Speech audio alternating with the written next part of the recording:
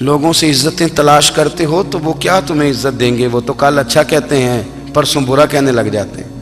لوگوں کے سامنے گڈ بک میں آنا چاہو گے تو وہ تو سویرے تمہارے بارے میں کچھ کہیں گے، شام کچھ اور کہیں گے۔ اپنی روحانی زندگی آباد کریں، اپنے مسلح کو وقت دیں، اور دنیا سے چھپ کر اس موبائل کو بند کر کے اور اپنے آپ سے بھی چھپ کے اور تنہا ہو کے چھپا کے سارا کچھ اپنے آنسو اپنے رب کی بارگاہ میں پیش کریں، اس کے حضور حاضری دیں۔ سنو نا ترمذی کی حدیث، اور اسے یاد رکھنا، نبی پاک علیہ السلام نے فرمایا اپنے دکھ لوگوں کے سامنے نہ بیان کرنا، سیٹھوں نوابوں کو نہ بتاتے پھرنا، دنیا داروں کے سامنے جا کے نہ رونا کہ میں تکلیف میں ہوں۔ فرمایا اگر دنیا داروں کو دکھ بتاؤ گے رب تمہیں کبھی غنی نہیں کرے گا۔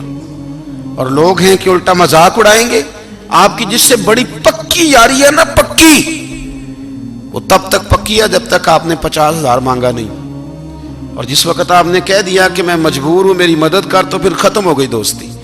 لوگوں کی تعلقات آپ کے ساتھ تب تک ہیں جب تک آپ ان سے کوئی ضرورت وابستہ نہیں کرتے۔ کریم محبوب فرمانے لگے بندوں کے سامنے دکھ نہ بیان کرنا، اللہ تجھے کبھی غنی نہیں کرے گا۔ تو اپنے دکھ اپنے رب کو بتا، تو دعائیں مانگ، تو اس کی بارگاہ میں حاضر ہو، تو اس کے حضور عرض کر۔ فرمایا اپنے دکھ اپنے رب کو بتا، وہ جلدی کرے یا دیر سے کرے تجھے ساری دنیا سے بے نیاز کر دے گا، تجھے کسی کا محتاج نہیں رہنے دے گا۔ اپنے مسلح کو، اپنی دعاؤں، ایک بزرگ فرماتے ہیں میں نے دعا مانگنے کا طریقہ اپنی بیوی سے سیکھا، دعا مانگنے کا طریقہ اپنی، سیکھنے والے تو اپنے بچوں سے بھی سیکھ لیتے ہیں، سیکھنے والے تو ہر ایک سے سیکھتے ہیں۔ وہ کہتے ہیں میں نے دعا مانگنے کا سلیقہ اپنی بیوی سے سیکھا ہے۔ حضرت وہ کس طرح؟ فرمانے لگے میری بیوی نے نا مجھے کوئی کام بتایا، کچھ پیسوں کی ضرورت کے لیے کہا، تو میں نے اسے کہا کہ بھئی ابھی میرے پاس نہیں ہے، کچھ دنوں میں آتے ہیں تو میں دے دوں گا۔ عورتوں کی عادت ہوتی ہے وہ بار بار یاد کراتی ہیں، 2-4 دنوں کے بعد پھر اس نے کہا حضرت وہ میں نے کہا تھا کچھ پیسے، میں نے اسے کہا کہ ابھی میرے پاس نہیں ہے، کچھ دنوں میں ملتے ہیں تو میں تمہیں دے دوں گا۔ اس نے کچھ دنوں کے بعد پھر کہا حضور وہ میں نے کچھ پیسے کہے تھے۔ فرماتے میں نے ڈانٹ دیا، میں نے کہا کہ کیا تو روز مجھے شرمندہ کرتی ہے، کہا نا میرے پاس نہیں ہے، ہوں گے تو دے دوں گا، تو روز یاد کراتی ہے۔ فرماتے ہیں اس نے پہلے تو میری ڈانٹ کو سہا، پھر میرے سخت جملوں نے اس کی آنکھوں میں آنسو پیدا کر دیے، پھر اس نے اپنے آنچل میں اپنے اس دکھ کو سمیٹا، اور پھر اس نے ایک جملہ کہا تو میں رو پڑا، اور مجھے اپنے رب سے مانگنے کا طریقہ آ گیا۔ مجھے کہنے لگی حضرت جی آپ نے ڈانٹ دیا میں نے سہ لیا، پر آپ ہی میرے شوہر ہیں، بتائیں نا آپ سے نہ کہوں تو میں کس سے جا کے کہوں۔ فرماتے ہیں میں رو پڑا، اور میں کھل کے رویا، اور میں تڑپ کے رویا، اور پھر میری سسکیاں بند گئیں۔ تو مجھے کہنے لگی آپ کو کیا ہوا؟ میں نے کہا مجھے بھی دعا مانگنی آ گئی ہے، جب میں اسے کہوں گا نا اللہ تو ہی میرا رب ہے، میں تجھ سے نہ کہوں تو میں کس سے جا کے کہوں؟ میں کیوں کسی بندے سے سوال کروں؟ میں کیوں کسی دنیا دار سے کہوں؟ میں تیرے بندوں کا، نیک بندوں کا وسیلہ لے کے، تیرے محبوب کی غلامی لے کے تیری بارگاہ میں آیا، تجھ سے نہ مانگوں تو کس سے مانگوں؟ سمجھ آ گئی ہے؟ جب میں اس رنگ میں مانگوں گا تو پھر رب میرے اوپر بڑا ہی فضل فرمائے گا، وہ میرے اوپر بڑی رحمت کرے گا، وہ میرے لیے آسانیاں کرے گا۔ عزیز دوستو، ہم اس طرح کرنے لگ گئے ہیں کہ ہم نے نا اپنے تعلقات پر اعتماد کرنا شروع کر دیا ہے۔ میرے تعلقات بہت ہیں، ہم نے اپنی دولت پر اعتماد کرنا شروع کر دیا ہے، میرے پاس دولت بہت ہے۔ ہم نے اپنے علم پر، اپنی شہرت پر اعتماد کرنا شروع کر دیا ہے کہ میرے پاس فلاں چیز بہت ہے۔ یاد رکھنا جب بے نیاز اپنی صفت بے نیازی دکھاتا ہے تو بڑی بڑی دولتوں والے مجبور نظر آتے ہیں۔ بھائیو جب انسان کا رشتہ اپنے مالک کے ساتھ ہوتا ہے پھر تو غم بھی کچھ نہیں کہتے، پریشانیاں بھی کچھ نہیں کہتی، پھر تو زندگی صبر والی، پھر تو زندگی توکل والی، پھر تو زندگی بھروسے والی، پھر انسان اپنے آپ کو رسوا نہیں کرتا۔ دنیا داروں سے امیدیں اس کی ختم ہو جاتی، امیدیں اللہ رسول سے لگا لیتا ہے، مضبوط ہو جاتا ہے، مضبوط، طاقتور ہو جاتا ہے، خوددار ہو جاتا ہے، باوقار باعزت ہو جاتا ہے۔ حضرت بہلول دانا رحمت اللہ علیہ بیٹھے تھے تو ہارون رشید حج کر کے آ رہا تھا، تو رستے میں حضرت شیخ سے ملاقات ہو گئی تو السلام علیکم کے بعد کہنے لگا حضور کوئی حکم ہو تو بتائیے گا. تو حضرت بہلول دانا فرمانے لگے تیرا رب کون ہے؟ اس نے کہا اللہ. تو فرمایا میرا کون ہے؟ کہا اللہ. فرمانے لگے تو بڑا ہی بیوقوف ہے، کیا تو یہ سمجھتا ہے کہ رب ہارون رشید کو تو دے گا اور بہلول دانا کو بھول جائے گا؟ تیرا بھی وہی رب ہے، میرا بھی وہی رب ہے. اس نے اگر تجھے دے کے آزمایا ہے تو ہو سکتا ہے مجھے نہ دے کے آزما رہا ہو. جب اس کی حکمت کے تقاضے ہوں گے تو عطا کرے گا اور دے گا. تو جا اپنا کام کر. بھائی اپنی روحانی زندگی، اپنی عبادات، اپنے وظائف، اپنے روزمرہ کے معاملات، اپنی دعائیں، اپنا استغفار. دیکھو کوئی مشکل کام تو نہیں 2 رکوع ہیں سورہ واقعہ کہ اگر رات کو پڑھ لی جائے تو. میں کس طرح یہ بات بیان کروں کہ تعویذ بانٹنا آسان ہے اور وظیفہ بتانا مشکل ہے. سارا دن تعویذ بانٹیں تو لوگ لینے کو تیار ہیں، اور اگر آپ وظیفہ بتائیں تو کہتے ہیں تو مشکل کام ہے. او خدا کے بندے، اگر آپ کا تعلق قرآن پاک کے ساتھ مضبوط ہو، قرآن پاک کے ساتھ اگر آپ کا رشتہ ہو، لوگ سفارشیں ڈھونڈتے ہیں نا دنیا میں، کوئی تعلق مل جائے تو میرا کام ہو جائے. دنیا میں اتنا مشکل معاملہ ہے، آخرت میں مجھے بتائیے گا کتنا مشکل معاملہ ہوگا. میرے نبی پاک صلی اللہ تعالی علیہ وسلم نے فرمایا جو لوگ سورہ ملک پڑھا کرتے تھے نا، سورہ ملک، یہ سورت ملک قیامت میں ان کی سفارش کرے گی، اور اس طرح کرے گی کہ کہے گی اے اللہ یہاں اس بندے کو جنت میں داخل کر دے یا مجھے قرآن پاک سے علیحدہ کر دے. تو رب فرمائے گا جا اس کا دامن تھام کے اسے جنت تک پہنچایا. آپ بات کو سمجھیں، جب آپ کے تعلقات اپنے معاملات کے ساتھ مضبوط ہوں گے.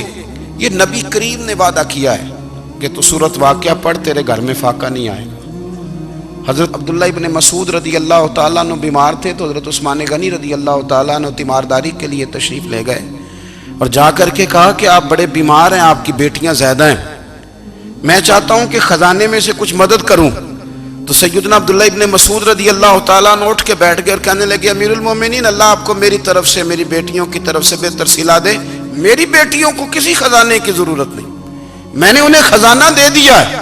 کہا جناب آپ نے کون سا خزانہ دیا ہے، میں آپ کے مالی معاملات کو جانتا ہوں. تو فرمانے لگے امیر المومنین، میرے نبی کریم نے فرمایا ہے جو سورت واقعہ پڑھے اسے کبھی فاقہ نہیں آتا. میں نے بیٹیوں کو یاد کرا دی ہے، یہ خزانہ میں نے انہیں دے دیا ہے. وہ سارے والدین سنیں جو بیٹیوں کے لیے پریشان رہتے.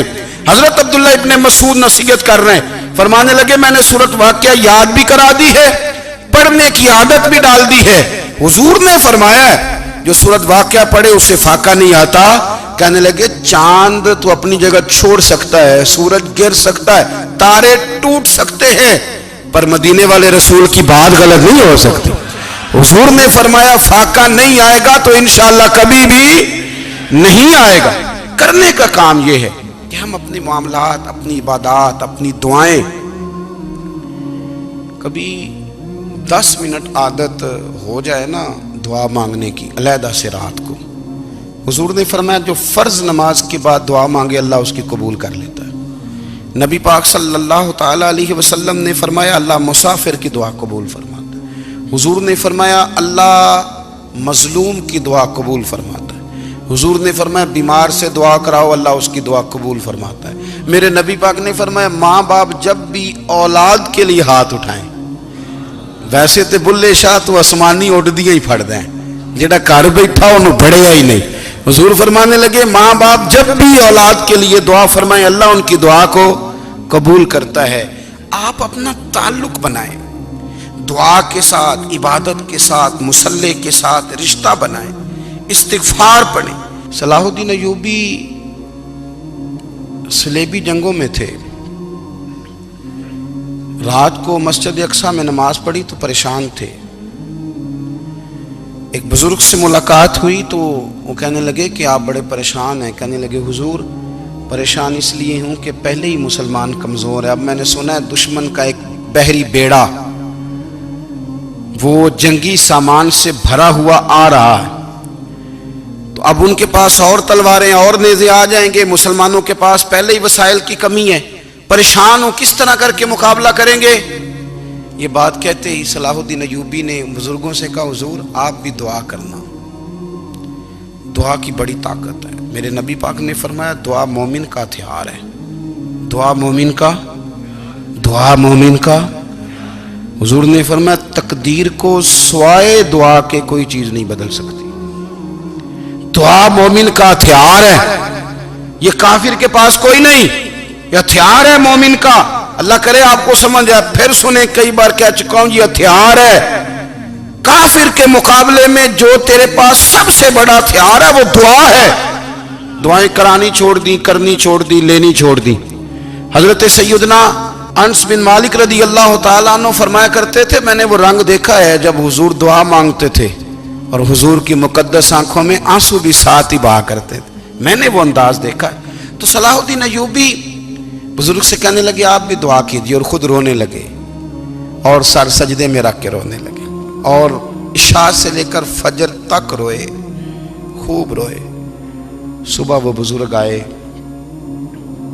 تو صلاح الدین ایوبی کا خوبصورت اور ہنستا ہوا چہرہ دیکھا، کہنے لگے آپ بڑے خوش ہیں، رات تو میں نے بڑے روتے ہوئے دیکھا تھا۔ تو کہنے لگے حضور وہ جو بحری بیڑا آ رہا تھا نا وہ پانی میں ڈوب گیا ہے، اب وہ نہیں آ رہا، ابھی خبر آئی ہے تو میں بڑا خوش ہوں۔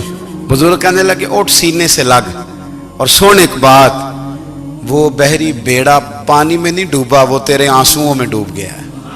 وہ جو تو رات رویا ہے نا رب کریم کی بارگاہ میں تو وہ ڈوب گیا ہے۔ حضرت عائشہ صدیقہ رضی اللہ تعالیٰ عنہ فرماتی ہیں ایک عورت تھی اور اسے نبی پاک صلی اللہ تعالیٰ علیہ وسلم نے نا وہ کلمہ پڑھ کے مسلمان ہوئی، مدینہ طیبہ آ گئی تو حضور نے مسجد نبوی شریف میں اس کے لیے مکان، ایک سادہ سا کمرہ ساتھ مسجد کے بنوا دیا، وہیں رہنے لگی۔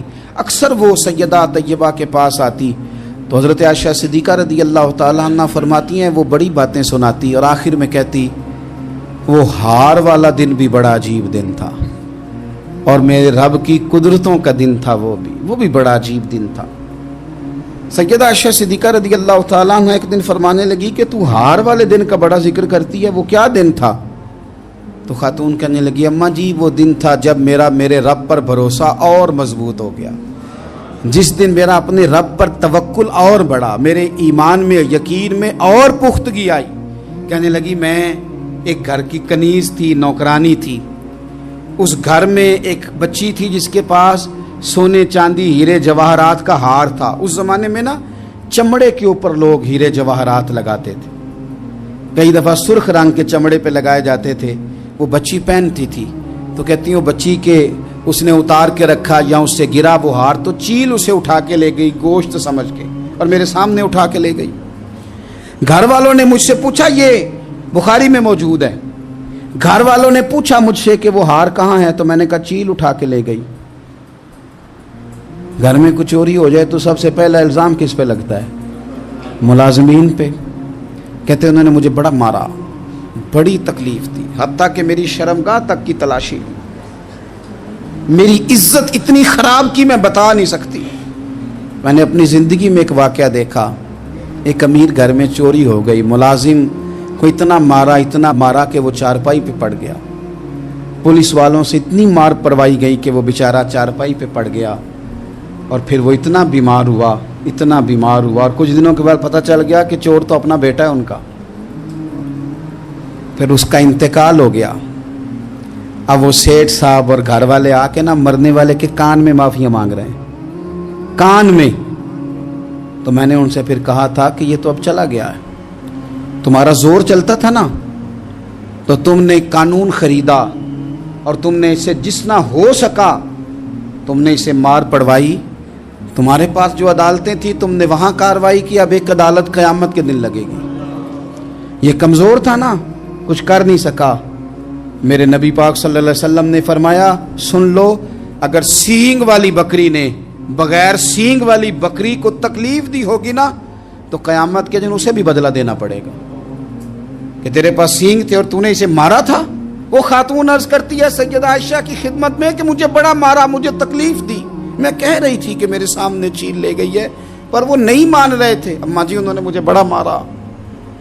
حضرت عائشہ صدیقہ کہتی ہیں پھر کیا ہوا؟ کہنے لگی اماں جی جب کوئی میرا مددگار نہ رہا، مجھے تکلیف دے رہے تھے، رسوا کر رہے تھے، تو میں نے اپنے رب سے مدد چاہی، میرے رب کی طرف میں نے توجہ کی، میں نے کہا مالک اب تو ہی میرا مددگار ہے، कहती है वो मुझे मार रहे थे तो वो चील जो हार ले गई थी वही लेके वापस आ गई, और हमारे सरों के करीब ला के उसने जब उस हार को फेंका, वो मुझे छोड़ के साइड पे हुए, वो मेरी बेगुनाही जान गए। लेकिन आपको बताऊं, उस दिन से मेरा अपने रब पर यकीन और बढ़ गया। मुझे समझ आ गई कि जब इंसान पूरा टूट जाता है और जब कोई चारों जानिब उसका मददगार नहीं होता, तो रब तो होता है ना, अल्लाह तो उसका मददगार होता है ना, वो तो फिर अपने उस बंदे की मदद करता है ना, फिर वो तो तवानाई देता है ना, वो तन्हा नहीं छोड़ता, वो तो आंसुओं वालों के आंसुओं पे बड़ा करम फरमाता है, वो तो कसम पुरसी में आ जाता है, उसकी रहमत बढ़ के इस्तकबाल कर लेती। ओ मेरी मिल्लत के जवानों, मज़ा नहीं आ जाता जब सारी दुनिया सोई हो, सारी दुनिया, और बिस्तर भी गर्म हो और नींद भी पूरा गलबा कर रही हो, और अचानक घंटी बजे दिमाग में, आंख खुले, घड़ी पे नजर पड़े, 3:30-4 बजे का पैगाम घड़ी बताए, और कोई चढ़ती जवानी वाला उठ के वुजू करे, और जब वो मुसल्ला खोल के बिछाए तो मदीने वाले महबूब कहते हैं कि हर नमाज पे रब सवाब देता है, और जो उठ के तहज्जुद की नमाज पढ़े उसे देख के तो रब मुस्कुराता है, जो उसकी शान के लायक है, जो उसकी शान के लायक, वो मुस्कुराता है, खुश होता है कि मेरा बंदा तहज्जुद में उठ गया, वो मुस्कुराता है। काश हमारी सुबहें कभी अपने मालिक के नाम हो जाएं, काश के सुबह। हजरत अबुल हसन रहमतुल्लाह ताला अलैह हजरत माज इब्ने जबल रदी अल्लाह ताला अन्हु के पास बैठा करते थे। फरमाते हैं उनसे जो प्यार बढ़ा तो फिर मेरा मुसल्ले से भी बढ़ गया। ताबिएं फरमाते हैं सहाबी रसूल से मोहब्बत हुई तो जिक्र से भी हो गई, फिर दुरूद शरीफ से भी हो गई, मोहब्बत उनसे बढ़ी तो फिर अल्लाह ने मस्जिद का प्यार भी बढ़ा दिया।